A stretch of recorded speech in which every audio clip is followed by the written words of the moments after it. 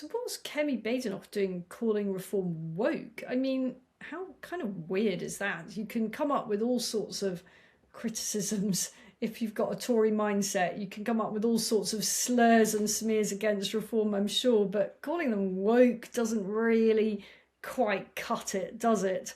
I sort of wondered what's she doing here. Was that just what politicians call misspeaking? Did she just jumble her words and come out with the wrong expression there? Because there's obviously nothing woke about reform, but I wonder whether what she really means, what she meant, was that reform it is a bit counterintuitive and almost sort of, perhaps as she sees it, not hard enough on certain issues. Is that what she was trying to talk about? I mean, was she perhaps thinking about some reform policies about public ownership for certain public services, renationalisation of certain industries? Reform's been very big on saving the steel industry. A lot of people would imagine that reform only ever wants to privatise everything, anything and everything, and that isn't true at all. And some people find that quite hard to get their heads around. The Tories are a little bit bewildered by this. They think that this is some sort of bizarre bid to get northern votes, just sort of almost in a kind of cynical way, but it's actually a sort of almost an ideological position on the part of reform. We've seen that the way things are, privatisation doesn't always work, let's put it that way, for certain industries. So maybe she meant that, or maybe what she was trying to do is say that, sort of, maybe it's a nod to that sense amongst some reform potential supporters that reform is now being out toughened. It's not a word, that is it, but that Rupert Lowe's party, Restore, is now harder and tougher on issues like immigration and in particular the case for mass deportation, a phrase that Restore uses a lot. Is she trying to say that reform's a bit woke compared to Rupert Lowe and his motley crew on issues like that? Maybe that's what she meant, but who cares, really? Who cares whether Kemi Badenoch thinks reform is woke? I don't think that really is going to resonate with many people.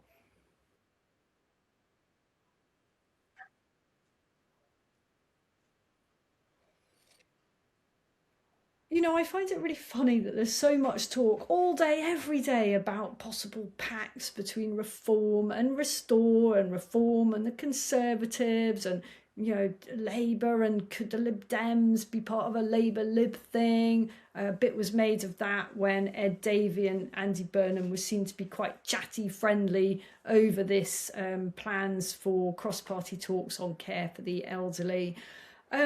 We are 3 years away from the next general election. I know people think maybe Andy Burnham's going to spring a surprise. Maybe he's going to get a little bit cocky because he's doing quite well in the polls. I'm going to stick my neck out here and say that is not going to happen. Now, if I'm wrong about this, we can replay this clip and I'm going to look a right muppet. But I do not believe that there is more than a 5% chance of an early election. Andy Burnham's going to run this the full length that he can, and that means another 3 years, folks, of this. And what we've all learned, but particularly those of us weary political commentators that get very excited on any given day about the state of play and which party's up and which party's down, is how dramatically things can change in the space of a week, 2 weeks, a month, never mind a year, never mind 3 years. I have no idea where we're going to be this time next year in terms of the state of the parties. I've got some thoughts on it. I think Andy Burnham, his bounce is soon going to be as if he was just like on a little trampoline.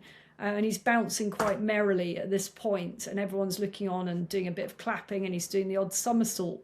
I think he'll soon somersault off the edge, and I think that he'll be, probably on the floor with a bit of a bruised knee in pretty short order.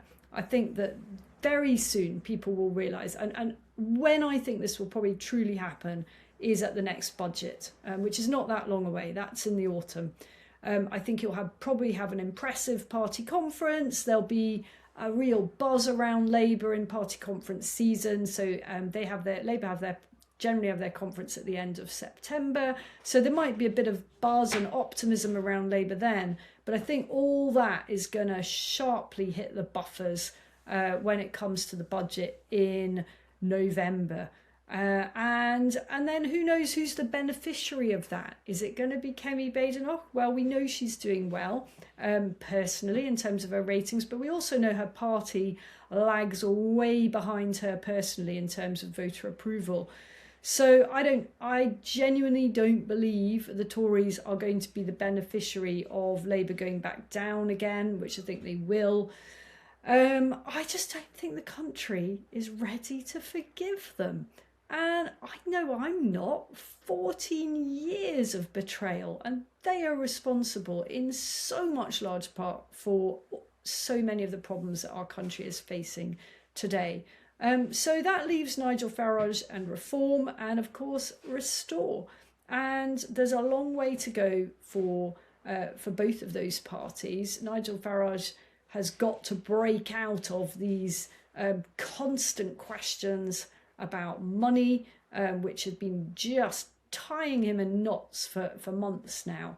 And let's see if he's able to do that. If he's not, then maybe that's an opportunity for Rupert Lowe.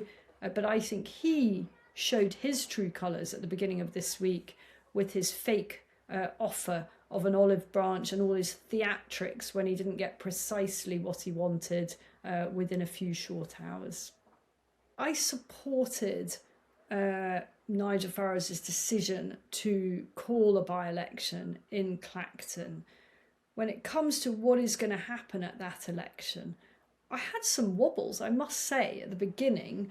When everyone was going on about it's going to be Nigel versus Count Binface, and I just started thinking, have I got this really wrong? Have I made a massive misjudgment about whether or not this was a good idea?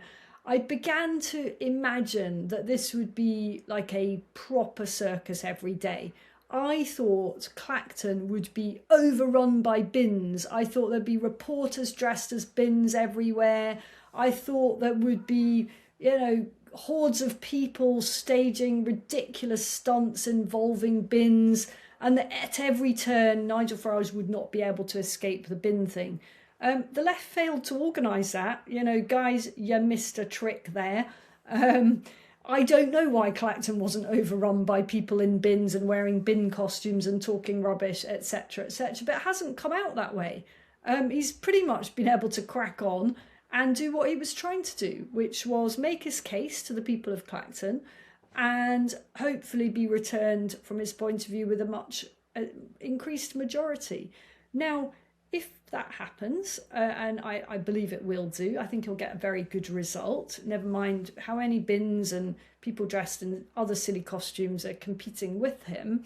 He will at least always be able to say, when people continue to ask him about that £5 million donation, well, look, I have put this matter to the people who sent me to Westminster in the first place.